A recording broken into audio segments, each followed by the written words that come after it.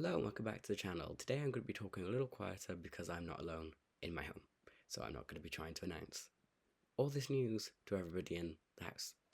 So a more quieter version of me you will have today. Okay, so the first story today we have is that 6 months ago that a speculation for a feature-length film of the Sims gaming franchise that became a movie that was speculated around 6 months ago. Well, this week Amazon MGM Studios has actually confirmed that they are actually developing a film, and so far the movie is in early development at Amazon Studios, and Margot Robbie will be producing it, and Loki's Kate Herron will be directing it. So that's kind of a cool announcement to get if you like the Sims games. I did play them growing up. I played like the My Sims ones and the bigger ones of the more taller humans, the normal Sim games too. So I think how given this kind of game gets taken into live action, as we just saw recently with Barbie. Not that they were games, but they're toys, so they're still classed under games. Well, kids' toys, kids' games. Normally how that tends to go, we've seen it with Barbie and the Smurfs and the Sonic games, is that we tend to begin in whatever fantasy realm is belonging to those people. So in this case, it'll probably be Sim City, and then what normally happens is that the character or characters will be transported from whatever fantasy world they come from into our world, and then they will learn how harsh this world is and how crap this world can be, and then they will go back home to their world having learned something and make new friends, or they won't go, in the case of Barbie, back home, but she still will have learned something. And that's kind of a narrative trope that I find whilst watching video game movies. You start one place, go into the real world, learn a little bit, come back into your world having learned something new, having returned with a darker point of view or a more enlightened point of view, how to make your world feel better.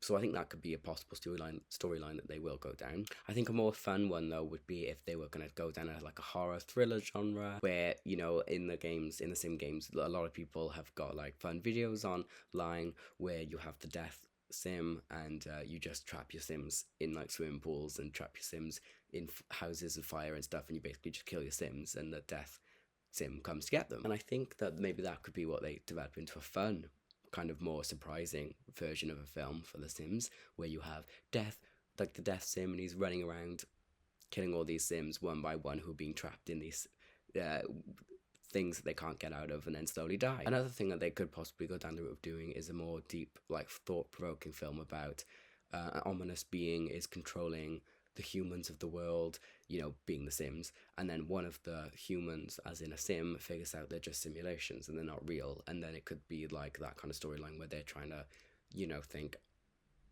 come to terms with realizing they're not real people and that they're just being a game for someone who is real, and then maybe that will be I need to get out of this game and go into the real world and tell those people that we're real, we're not fake. I think that maybe that will be what they do, go with a montage, and it'll be what you can do in the world of Sims or Sim City, and then it will just show all the types of things, and then someone will figure out oh my god, we're a simulation, I need to get out, and then they'll go to real world, mingle, try and tell everyone not to mess around with their Sims and kill them because that's their friends, they don't want their friends dying or whatever, that kind of storyline. And then it could be really sad and are we really just real, kind of exactly like Barbie, where Barbie realizes she's just a toy.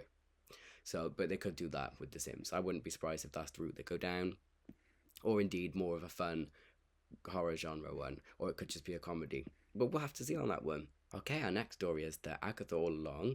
The first reviews, critics are saying the series is elevated by outstanding performances, memorable characters, top-notch production and costume design, and a splash of horror, resulting in one of the best MCU TV shows to date, allegedly. So I looked today, and it's currently on Rotten Tomatoes, 78% with the critics and 80% with the fans, which is interesting because normally fans like to come for more female LGBT kind of projects in the MCU. We've seen it with Captain Marvel time and time again. The Marvels, Miss Marvel, She-Hulk, all of them get banned all the time when they're female-led and not strictly just for the male fans of the MCU. But this one I think is, maybe a success because Agatha started on WandaVision and was successful on there, and they've given her own show. But this will tie in with the next story, which is Aubrey Plaza is returning for other MCU projects. That's been kind of reported and rumoured. So perhaps that means that she will survive The Witch's Road and also Agatha. And this will be interesting to see where they kind of place her in the upcoming Phase 5 of the MCU. I think it would probably make sense, even if she's not in phase 5, maybe in phase 6 or something. But I don't think it would make sense if for her to appear in any Avengers movie. I think that maybe a Scarlet Witch movie would be a good place to put her, or maybe Doctor Strange 3. Just keep it in like the mystic magical realm rather than put her in something that isn't mystic and magic, because she is of course Rio Vidal, a very magical being. Okay, moving on, we've got another story, which is Netflix has released a new One Piece Season 2 behind the scenes video showing Monkey D. Luffy actor filming his table reading session, and the video ends when the camera pans towards a new character, and it's the back of Chopper's head as he sits in a chair. I think this is a really funny way of introducing a character, and I really like this character in the games. I kind of look forward to seeing him join the cast. Him along with Katie Saggal's Dr. Korea makes this kind of feel like a really cool second season. And with the returning cast we already got in season 1, I think this is shaping up to be a really cool and great season 2. And I hope Netflix does not cancel it after the second season. Speaking of second seasons or second things, the Batman Part 2, the script's been finished for that. So I wonder if we'll see some casting announcements and plot lines leaked or confirmed soon. I do hope that Zoe Kravitz as Catwoman is back. Also, the Court of Owls, as previously reported and rumoured. And it would kind of be cool to see newcomers like Swamp Thing or Gentleman Ghost also appear in this movie, potentially. Again, speculated. I think all of that would be a great second film, although I think The Court of Owls is a really sophisticated story to pull off in one movie. I think maybe they should drip feed them the Court of Owls, like drip them into this second film, and then if they do a third one, kind of make them the villains of the third one. So on IMDb, we can already see some cast has appeared, which is Colin Farrell's Oz, which is the Penguin, Robert Pattinson's Bruce Wayne, obviously that's Batman, Andy Serkis playing Alfred Pennyworth again, and Jeffrey Wright playing James Gordon again. So I thought that was interesting because there's no Zoe Kravitz Catwoman confirmed. I hope that Zoe Kravitz is returning as Catwoman, and I think that would make a really good second film. I think it'd be weird if she wasn't in this film. But speaking of the Penguin, he's finding some success all on his own on the HBO Max show called The Penguin, and so far that has got 94% Rotten Tomato score for critics and 89 for fans, which I think is showing its success. So I think that that's probably why he's been written into the second film. But I can't watch that show because the UK still doesn't have access to HBO Max, even though I think it was set up like 3 years ago now. But I hope that this isn't going to be like an MCU thing that they're going for, where you need to watch the MCU shows to understand the MCU films, because I can't watch The Penguin, so I don't know what's going to happen in there. And if I can't understand what's going on in the second film, I don't think that's a very smart plan for them heading forward. But I think they'll do that. But it'll be interesting to see what the second film was going to shape up to be. I think if they went with drip feeding the Court of Owls, having Batman fight maybe Swamp Thing and the Gentleman Ghost, or maybe even Catwoman, or having them two fight some villains with the Penguin being a threat and also the Court of Owls sneaking in, I think that would be a good second film. I think that would appease people. Okay, now on to some more movie news. Courtney Cox says she's currently not set to return for Scream 7 yet.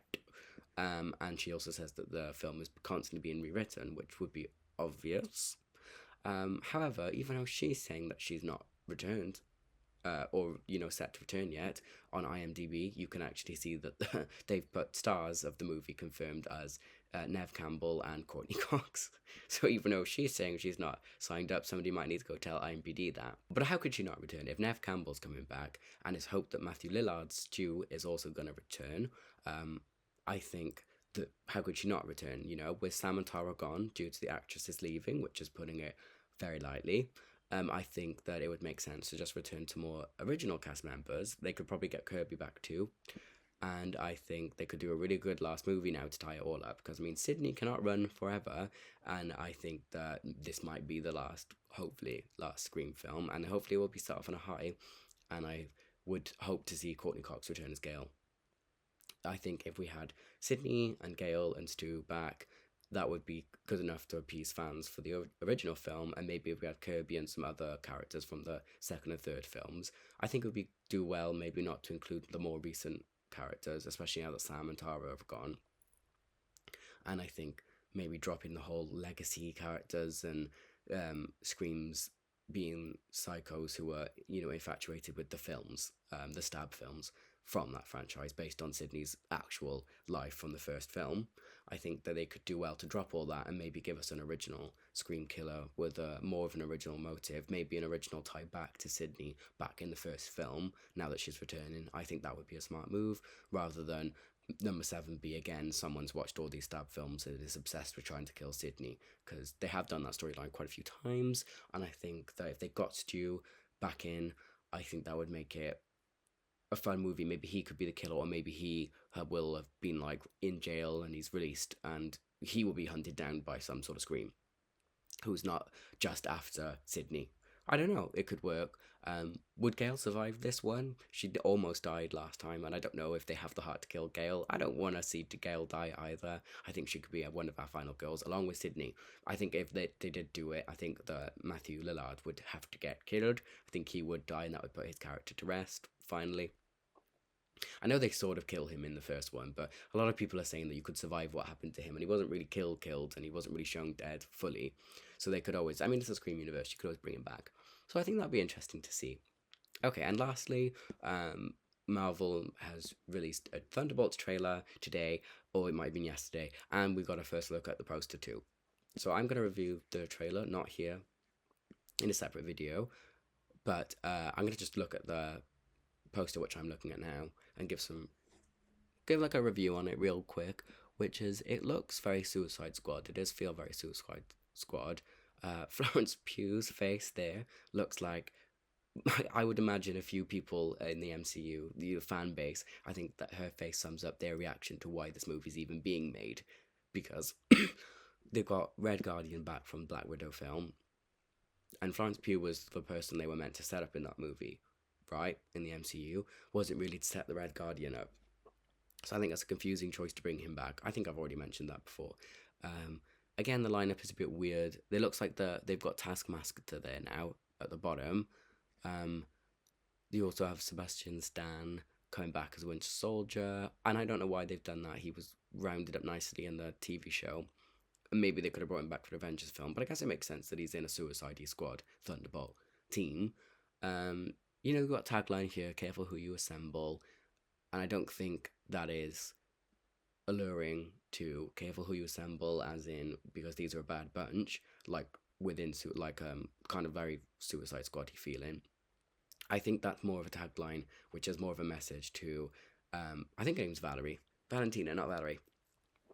So I think that careful who you assemble is like a tagline to Valentina to say, careful who you've assembled, because I think they might sort of actually very Suicide Squad turn on Amanda Waller. Think they could potentially be asked to go on a mission and then turn on Valentina, who is basically the Amanda Waller of the MCU, because she was in a lot of these TV shows and end credit scenes of Black Widow, where she got Florence Pugh's character Yelena, and then she was in these other TV shows recruiting people like the fake Captain America.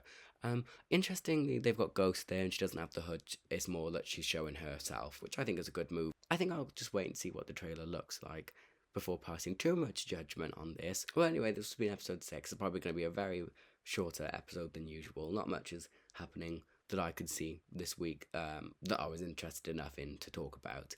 But yeah, we'll see how I can piece this together, and if anyone can even hear me talking, because I'm not going to be raising my voice too much when I have company at home. So we'll see how this goes. Until then, I'll see you in the next video. Bye.